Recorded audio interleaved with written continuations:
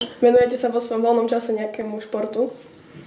Po svojom voľnom čase sa venujem cykloturistike, turistike, stolnému tenisu, ale väčšinou iba rekreačne. A prečo ste si vybrali práve tieto športy?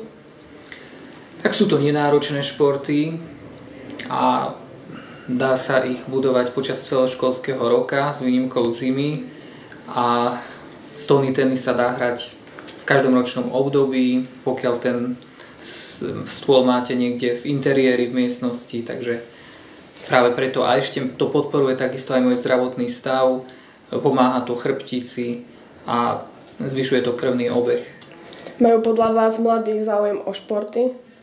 Mladí ľudia dnes nemajú záujem o športy, väčšinou majú záujem o počítače, o techniku, o diskotéky, čo je také dosť smutné. A môže to byť podľa vás aj tým, že nie sú na to možnosti? Možností je dosť a kto si chce nájsť, tak si aj nájde ten čas, aj podmienky. Môže si vybrať z rôznych športov, takže myslím si, že možnosti sú, ale môže byť aj viac určite.